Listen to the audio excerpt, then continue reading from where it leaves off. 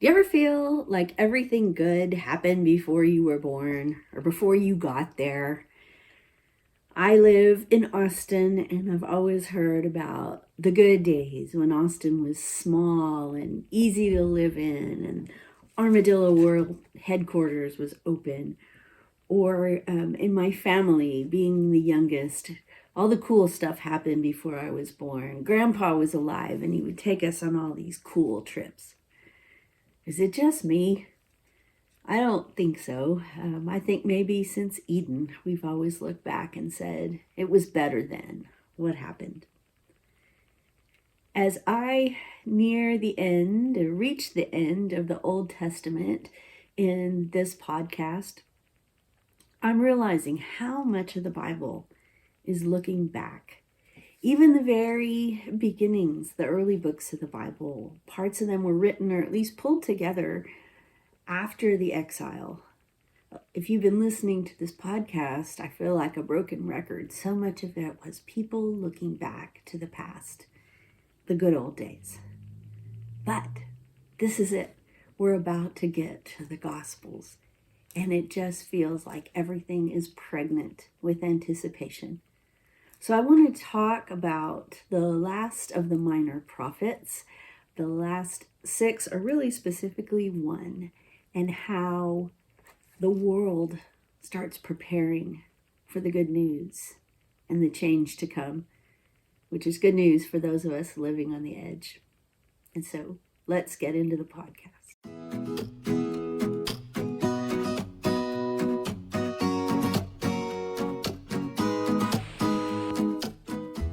So what we find in Scripture in the Old Testament is that Advent feeling. Things like Isaiah saying, oh, that you would tear open the heavens and come down. Where are you, God? You've done it before. Do it again. And in Psalm 13 and other places, how long, O Lord? How long? So the book of Habakkuk, one of the very short books at the end of the Old Testament, expresses this in the beginning. It says in Habakkuk 1:1-4, O Lord, how long shall I cry for help and you will not listen? Or I cry to you violence and you will not save? Why do you make me see wrongdoing and look at trouble? Destruction and violence are before me. Strife and contention arise. So the law becomes slack and justice never prevails. The wicked surround the righteous. Therefore, justice comes forth perverted. And so Habakkuk has to wait. He sees a lot of bad in the world. And maybe you feel that way too. One of the interesting things as we come to the end of the Old Testament is how when you plot things out on a timeline, there's this huge period of hundreds of years where it seems like nothing happens. Like God sends his prophets to say, I am coming to save, and then the people languish. And I sometimes feel like that too. But when you study history, you see all the things that were happening in that period, in that what's called the Great Silence. For one thing, the Greeks come to power, and the Greek language takes over the world. It is in some places and times forced.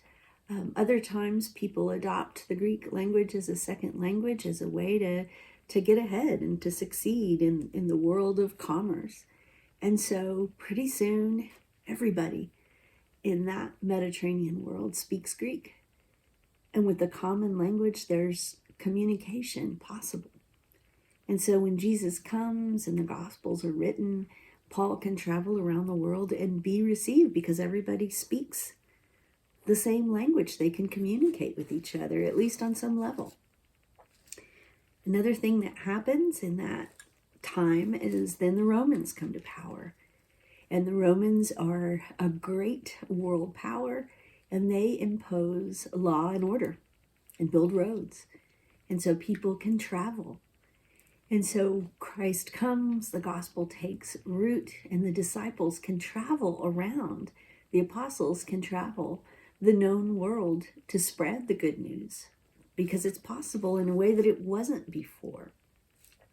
And so in many ways, the world prepares for the arrival of Christ. And as I prepare to flip the page and go into the New Testament and read the Gospels, after having been through the Old Testament and podcasts through it, I think about that question for me personally. What is possible? What is happening when I have to wait for things to unfold? I've asked God that a lot. It seems like things are stalled for me. What am I supposed to be doing with this? I have the gift of time. What am I supposed to be doing with it? Well, for one thing, introspection and confession. Just like I've said over and over as we've read through the prophets, they would ask themselves, what did we do wrong? How did we fail? What do we need to confess? What are the ways that we have practiced idolatry, compromised what we believe? What are the ways that we have let injustice prevail? Habakkuk laments the trouble in the world around him, and one of the questions we have to ask ourselves is, how have I contributed to this?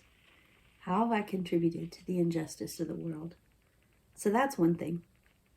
Another thing is developing discipline.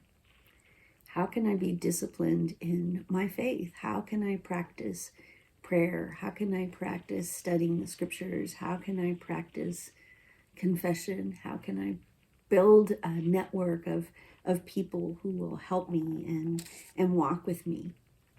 Building those things to be ready for what God has next. There's the question of holiness. How can we become more holy? Because God, who is holy, can't be in the presence of the unholy, and so we purify ourselves to be able to go before God.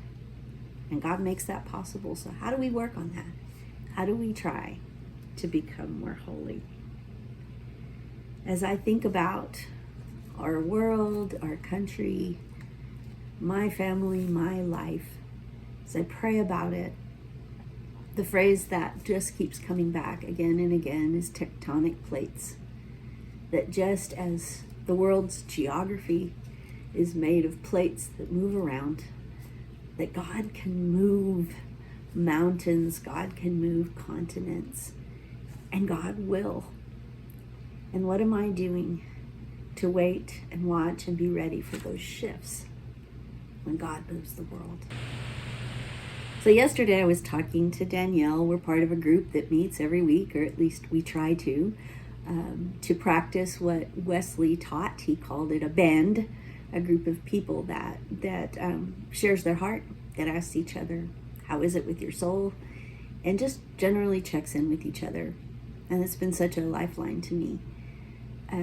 Danielle and Adam have been preaching through the summer the minor prophets. And so we were talking about that and how she feels like there's been a lot of sameness in the sermons because the prophets, all of them, address injustice and idolatry over and over again. And it's like, all right, I get it. But there's always hope. And what's so beautiful is that the hope is expressed and held on to in so many different ways, that the problems and the bad stuff might be the same, like a broken record, but God is beautiful in so many different ways. And so in the book of Habakkuk, he says in chapter 2, I will stand at my watch post and station myself on the rampart. I will keep watch and see what he will say to me, what God will say to me, and what he will answer concerning my complaint. Then the Lord answered me and said, write the vision, make it plain on tablets so that a runner could read it. For there is still a vision for the appointed time. It speaks to the end, it does not lie. If it seems to tarry, wait for it. It will surely come. It will not delay. If you're watching this on YouTube, I've got that posted right here. Write this vision down, make it plain. It's coming. Wait for it. God keeps his promises. I like as the book goes on, the prophet speaks, he says God promises that the bad people will get what's coming to them. The faithful will be blessed. And he says the very stones will cry out from the wall and the plaster will respond from the woodwork. The whole earth will answer. And I hadn't noticed that before. There's a scene on Palm Sunday when everyone is praising Jesus and somebody says, "Stop, stop, stop! You're making too much noise." And the answer from Jesus is that if these don't speak, the stones will cry out. And I didn't know that Jesus is quoting a prophet there.